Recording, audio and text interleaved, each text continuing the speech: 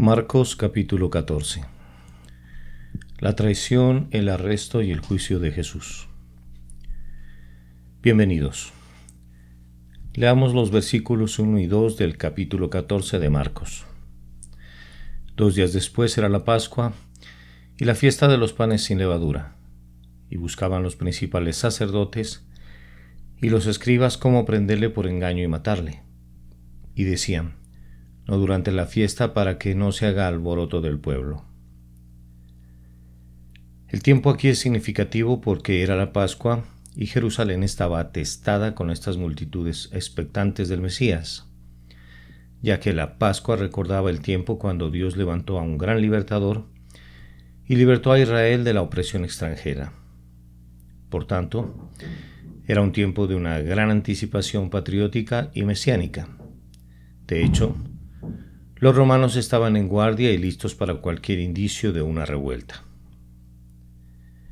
Desde un mes anterior a celebrarse, el significado de la Pascua era explicado en cada sinagoga y en la escuela judía para que nadie estuviera sin precaución.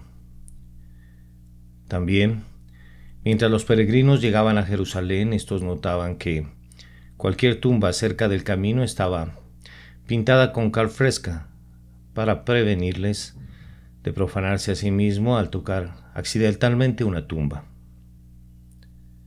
Según este pasaje, los líderes religiosos originalmente tenían pensado atrapar a Jesús durante la fiesta, pero cuando vieron la popularidad de Jesús en la entrada triunfal y su autoridad en el monte del templo, entonces cambiaron su manera de pensar y decidieron hacerlo después de la fiesta.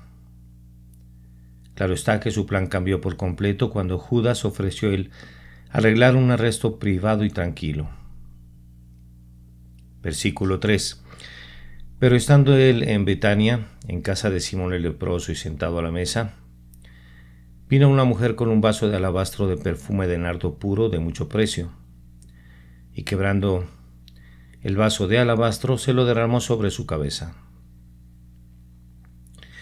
El registro de Juan de este incidente, en Juan capítulo 12, versículos 1 al 8, nos dice que esta era María de Betania, la hermana de Lázaro y Marta. Aquí vemos que este no es el mismo evento que cuando una mujer pecadora trajo un contenedor de alabastro con aceite, lo rompió y ungió los pies de Jesús. Ese momento fue precioso, pero fue diferente, ya que la mujer fue abrumada con su propio sentido de pecaminosidad y de adoración hacia su Señor que la perdonó. María, en cambio, en este pasaje parece enfocada solamente en la adoración de Jesús y no en su pecado perdonado. El vaso del cual se habla era una pequeña botella con cuello delgado, y al romper este cuello de la botella ocasionaba que ésta se abriera. Las palabras de Marcos indican que ella derramó todo el contenido de la botella en la cabeza de Jesús. Aquí es de destacar que cuando un invitado llegaba para una comida, era la costumbre el ungir la cabeza del invitado con una pequeña cantidad de aceite, y como vemos, esta mujer fue más allá que del saludo acostumbrado. María hizo esto sin decir palabras. Podemos pensar que su hermana Marta hablaba mucho, pero María prefería el hacer las cosas a cambio de hablar mucho. Ella no anunció lo que iba a hacer y tampoco lo describió mientras lo hacía, como tampoco lo explicó después de que lo hizo. En pocas palabras, simplemente lo hizo. Versículos 4 al 9 de Marcos capítulo 14. Y hubo algunos que se enojaron dentro de sí y dijeron: ¿para qué se ha hecho este desperdicio de perfume? Porque podía haberse vendido por más de 300 denarios y haberse dado a los pobres. Y murmuraban contra ella, pero Jesús dijo: dejadla. ¿Por qué la molestáis? Buena obra me ha hecho. Siempre tendréis a los pobres con vosotros, y cuando queráis les podréis hacer bien, pero a mí no siempre me tendréis. Esta ha hecho lo que podía, porque se ha anticipado a ungir mi cuerpo para la sepultura. De cierto os digo que donde quiera que se predique este evangelio en todo el mundo, también se contará lo que ésta ha hecho para memoria de ella. Juan capítulo 12, del 1 al 8, nos dice que fue especialmente Judas quien se enojó sobre este gasto, pues su indignación era enteramente por interés propio. Pedro dijo al respecto en su carta, no porque se cuidara de los pobres, sino porque era ladrón, y teniendo la bolsa sustraía de lo que se echaba en ella. Los discípulos también pensaban que esta unción extravagante con aceite era un desperdicio, pero Jesús lo recibió como una buena obra. Al parecer, también los discípulos no querían pensar sobre la muerte de Jesús, y cuando Pedro escuchó de ello, él intentó hacer desistir a Jesús acerca de esto. Pero María tenía una devoción diferente. En lugar de debatir o negarse en cuanto a su muerte, ella lo convirtió en una ocasión de profunda devoción. Versículos 10 y 11. Entonces Judas Iscariote, uno de los 12, fue a los principales sacerdotes para entregárselo. Ellos al oírlo se alegraron y prometieron darle dinero, y Judas buscaba oportunidad para entregarle. Muchos especulan sobre el motivo de Judas para hacer esto, pero Mateo capítulo 26 y versículo 15 ponen claro que Judas negoció con los líderes religiosos por la vida de Jesús, pues él les pidió, ¿qué me queréis dar? Y yo os lo entregaré. Esto nos deja ver que ciertamente gran parte de su motivación era la desmedida codicia. Ahora, fuera cual fuere los motivos de Judas, Dios utiliza la obra impía de un Satanás dispuesto, quien utilizó a un Judas dispuesto. Dios ordenó que estas cosas sucedieran, pero él no estimuló a Judas a pecar. Los líderes religiosos habían querido destruir a Jesús desde hace mucho tiempo. Ahora ellos tenían a un aliado precioso, un discípulo dispuesto a entregarle. Leamos los versículos 12 al 16. El primer día de la fiesta de los panes sin levadura, cuando sacrificaban el cordero de la Pascua, sus discípulos le dijeron, ¿dónde quieres que vayamos a preparar para que comas la Pascua? Y envió 2 de sus discípulos y les dijo, id a la ciudad, y os saldrá al encuentro un hombre que lleva un cántaro de agua, seguidle, y donde entrare, decida el señor de la casa. El maestro dice, ¿dónde está el aposento donde he de comer la Pascua con mis discípulos? Y él os mostrará un gran aposento alto ya dispuesto, preparad para nosotros allí. Fueron sus discípulos y entraron en la ciudad, y hallaron como les había dicho y prepararon la Pascua. Dice, un hombre que llevaba un cántaro de agua. Esta era una señal inusual, de hecho, pues las mujeres usualmente eran las que llevaban los líquidos en cántaros, y los hombres normalmente llevaban líquidos en contenedores de pieles de animales.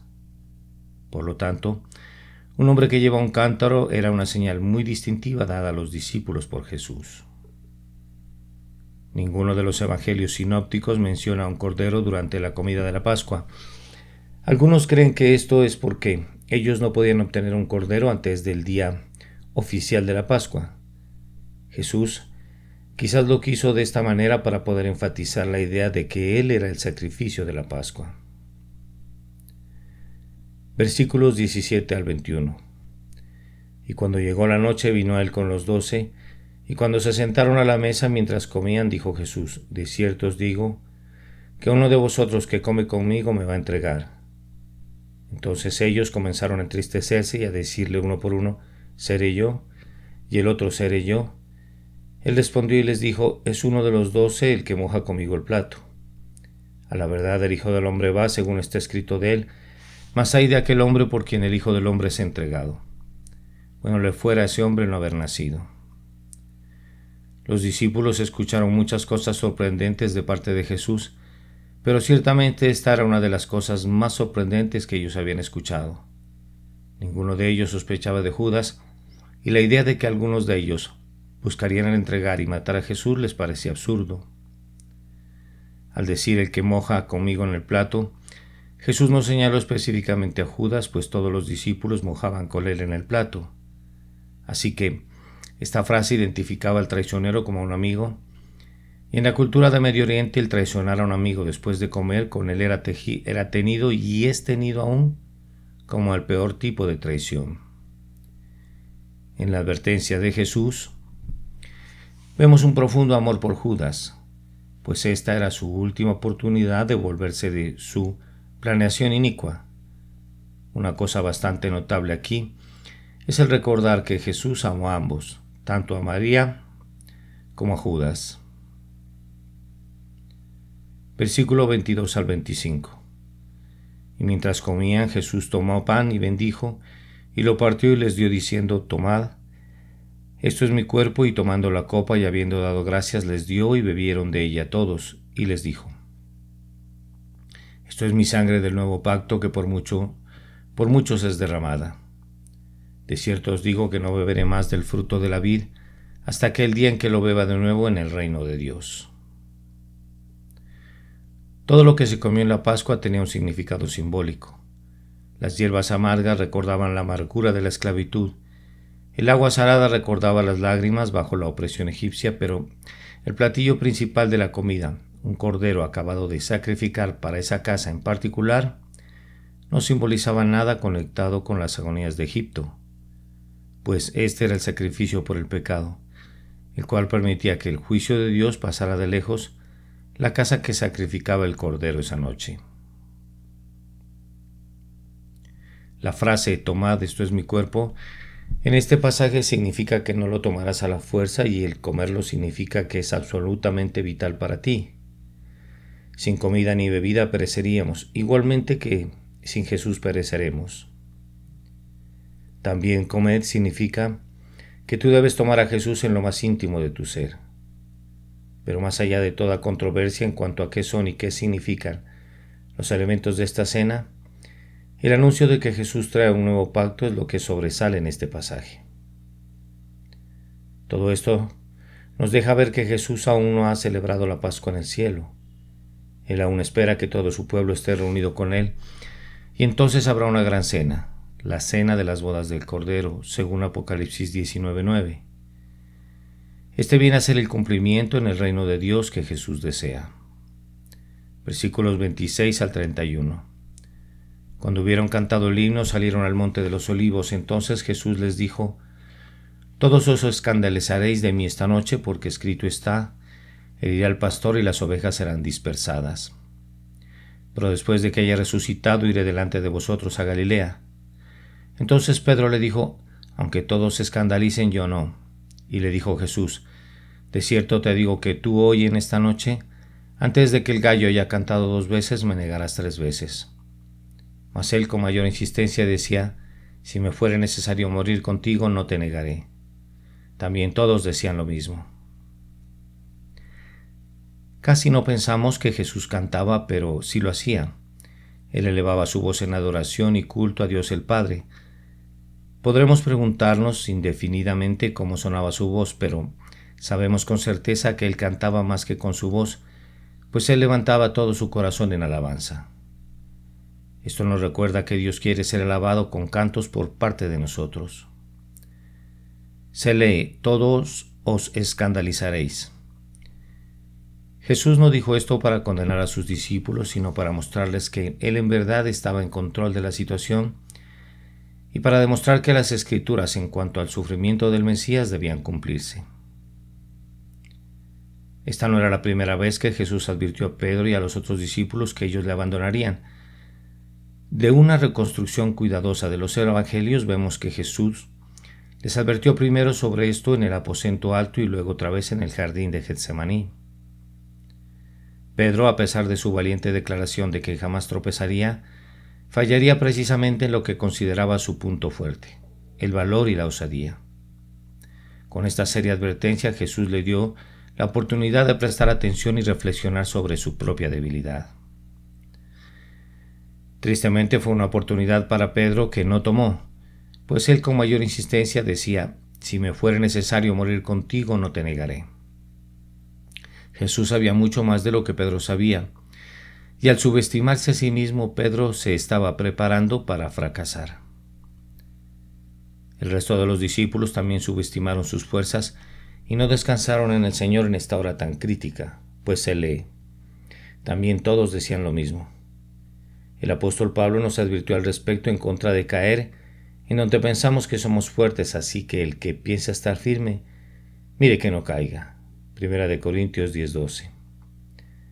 Así que cuando pensamos que estamos más allá del alcance de algunos pecados, entonces estamos listos para caer. Versículos 32 al 36. Vinieron pues a un lugar que se llama Getsemaní y dijo a sus discípulos: Sentaos aquí, entre tanto que yo oro.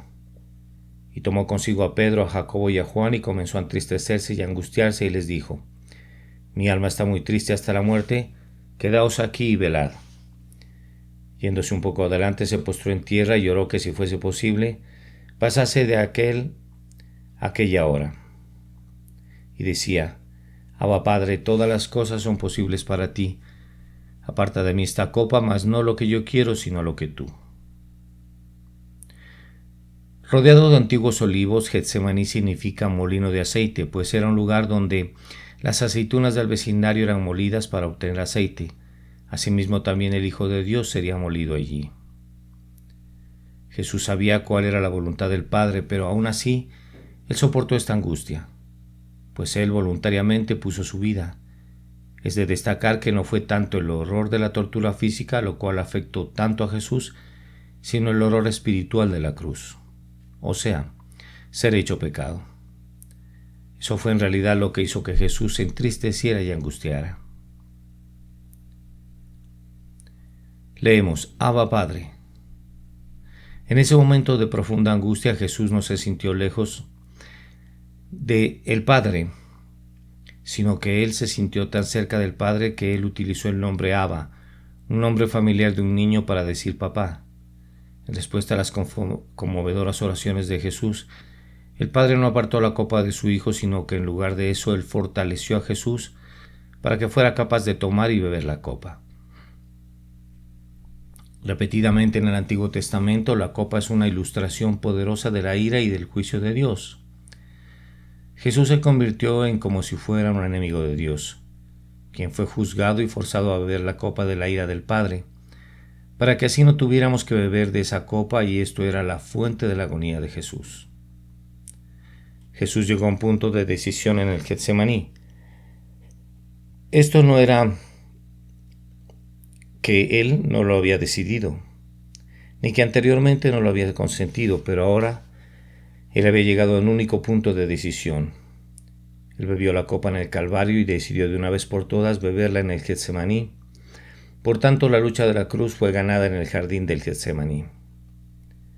Esta lucha en el Getsemaní tiene un lugar importante para cumplir el plan de redención de Dios, puesto que si Jesús hubiera fracasado allí, él hubiera fracasado en la cruz. Por tanto, su éxito hizo que la victoria de la cruz fuera posible. Jesús no estaba pidiendo permiso para dejar que la humanidad pereciera en el infierno, sino que le estaba pidiendo al Padre: si hay alguna otra forma posible de salvar a la humanidad, que sea otra que la agonía que me espera en la cruz, que sea así. Pero no había otra manera, así que Jesús fue a la cruz. Es así que esta oración de parte de Jesús elimina cualquier otra manera de salvación, pues si hubiese otra manera, su muerte no hubiese sido necesaria y su oración no hubiese sido contestada. Dice: no lo que yo quiero, sino lo que tú. Al respecto de esta oración, algunos critican esta forma de orar de parte de los cristianos, al decir que es una oración falta de fe. Pero por el contrario, el orar no lo que yo quiero, sino lo que tú, es una oración de gran fe y confianza en Dios. Si tal oración insultase a Dios, entonces Jesús insultó a su Padre en un momento crucial en el jardín de Getsemaní, lo cual sabemos que nunca ocurrió. Leamos los versículos 37 al 42. Y vino luego y los halló durmiendo y dijo a Pedro: Simón, ¿duermes? ¿No has podido velar una hora? Velad y orad para que no entréis en tentación. El espíritu, la verdad, está dispuesto, pero la carne es débil. Otra vez fue y oró, diciendo las mismas palabras. Al volver otra vez los halló durmiendo, porque los ojos de ellos estaban cargados de sueño y no sabían qué responderle. Vino la tercera vez y les dijo: dormid ya y descansad.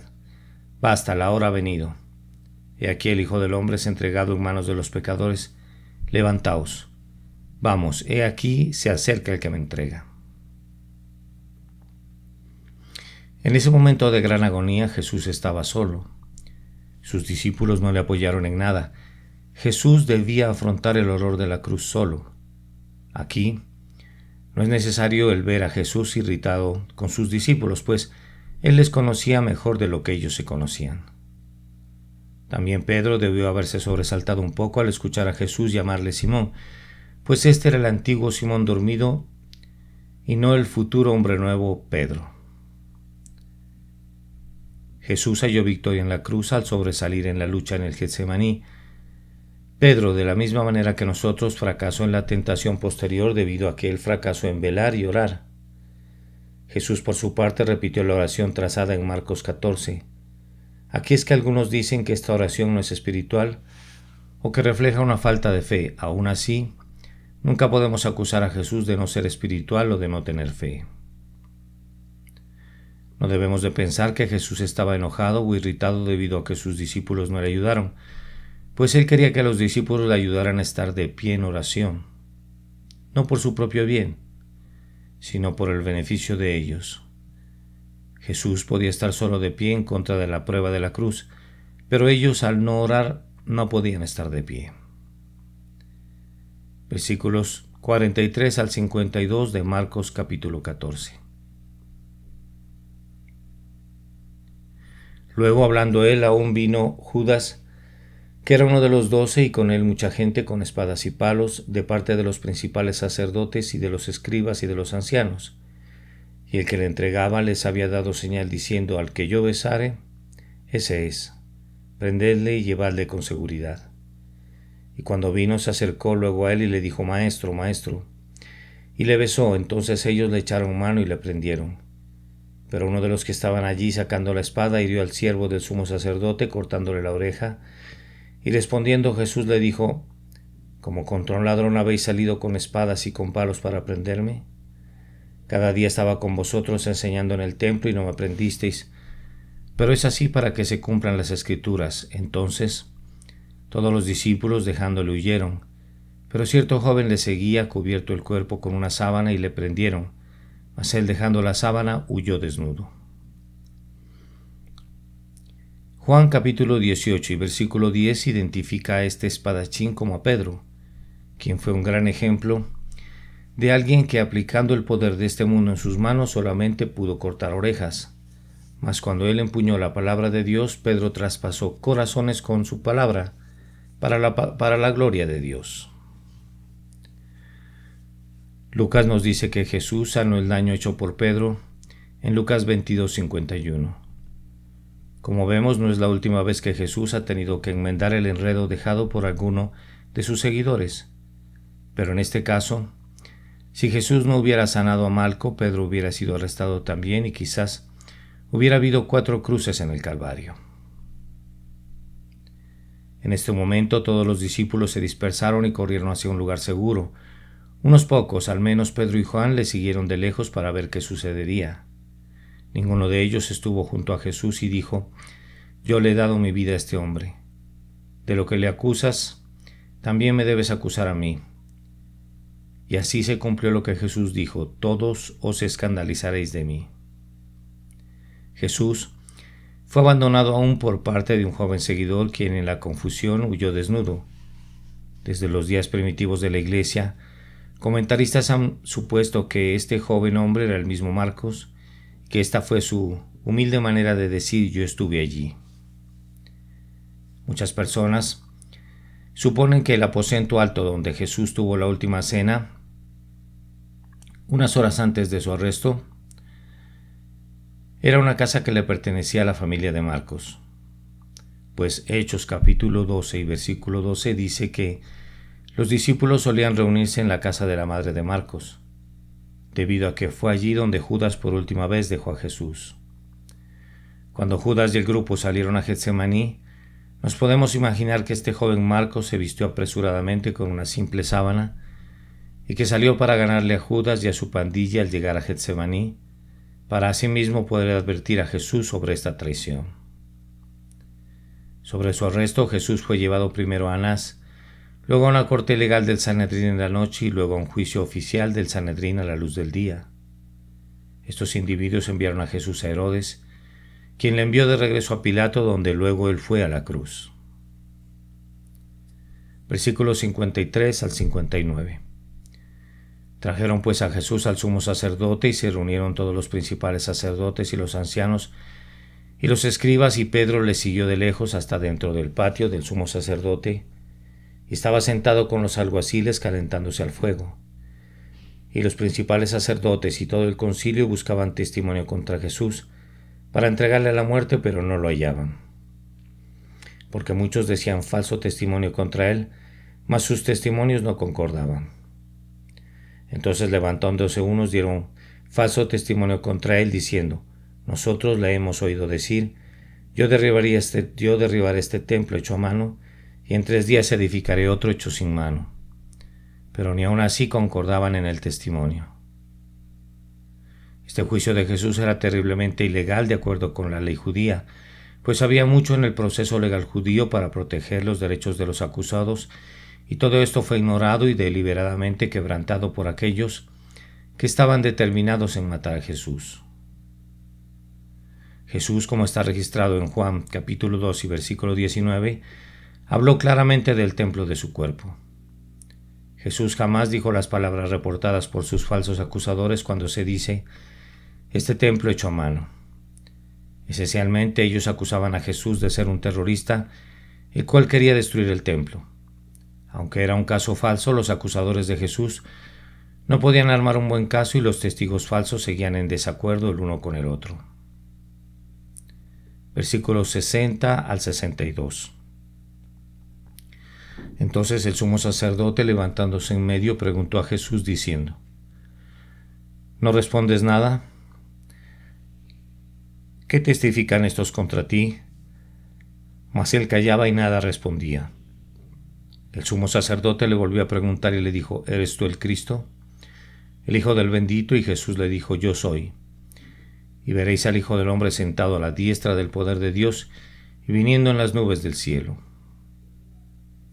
Jesús pudo haber mencionado una magnífica defensa allí, llamando ante todo a los testigos de su deidad, poder y carácter, y a las personas a las cuales él les enseñó. Las personas que él sanó, los muertos levantados, los ciegos que ven, y aun los mismos demonios testificaban de su deidad. Aquí vemos que Jesús estaba siendo juzgado y parecía que él perdió, pero en realidad él ganó. Su conducta en su juicio mostró su inocencia, y todo era parte del plan de redención, el cual nosotros debemos de recibir como un don de Dios. En un sentido real, este no era el juicio de Jesús, sino era más preciso el decir que los líderes religiosos estaban siendo juzgados, pues aparentemente ellos ganaron. Pero en realidad estos perdieron. De hecho, todos estamos compadeciendo un juicio delante de Jesús, y se nos tomará en cuenta lo que hemos hecho por amor a Él. Leamos los versículos 63 al 65. Entonces el sumo sacerdote, rasgando su vestidura, dijo: ¿qué más necesidad tenéis de testigos? Habéis oído la blasfemia, ¿qué os parece? Y todos ellos le condenaron, declarándole ser digno de muerte, y algunos comenzaron a escupirle, y a cubrirle el rostro, y a darle de puñetazos, y a decirle: profetiza. Y los alguaciles le daban de bofetadas. Como vemos, primero ellos reaccionaron con justicia propia, horror, y luego con abuso y brutalidad. Tan terrible como fuera el juicio de los líderes religiosos en contra de Jesús, al menos tenían una razón para esto: la envidia y el temor a Jesús. Versículos 66 al 72 de Marcos capítulo 14. Estando Pedro abajo en el patio, vino una de las criadas del sumo sacerdote, y cuando vio a Pedro, que se calentaba mirándole, dijo: tú también estabas con Jesús el Nazareno. Mas él negó, diciendo: no le conozco ni sé lo que dices, y salió a la entrada y cantó el gallo. Y la criada, viéndole otra vez, comenzó a decir a los que estaban allí: este es de ellos. Pero él negó otra vez. Y poco después los que estaban allí dijeron otra vez a Pedro: verdaderamente tú eres de ellos, porque eres Galileo y tu manera de hablar es semejante a la de ellos. Entonces él comenzó a maldecir y a jurar: no conozco a este hombre de quien habláis. Y el gallo cantó la segunda vez. Entonces Pedro se acordó de las palabras que Jesús le había dicho: antes que el gallo cante 2 veces, me negarás 3 veces, y pensando en esto lloraba. El primer problema de Pedro fue en esencia que él le siguió de lejos al Señor. Esto nos muestra que cuando nos distanciamos de Jesús, es difícil el estar firmes para Él en un tiempo crítico. Pedro se sentó y se asoció con el mismo hombre que golpeó a Jesús solamente porque alguien más le dijo que Jesús era un hombre malvado. También vemos que un hombre hostil con autoridad interrogó a Jesús, pero Pedro no se enfrentó a esta clase de interrogación sino solamente a una de las criadas, y ella fue suficiente para hacer que Pedro negara a Jesús. Así, vemos que una simple moza hizo dudar y desanimar a este supuesto sólido campeón, como supuestamente lo era Pedro. Finalmente, vemos que Pedro se acordó de las palabras que Jesús le había dicho, pero él lo recordó muy tarde, pues fue después de que hubo pecado que lo recordó. Aquí todo lo que Pedro pudo hacer fue llorar amargamente, pero luego fue restaurado. Así, existe un contraste significativo entre Judas y Pedro, pues ambos negaron a Jesús de una u otra manera, pero uno fue restaurado y el otro no.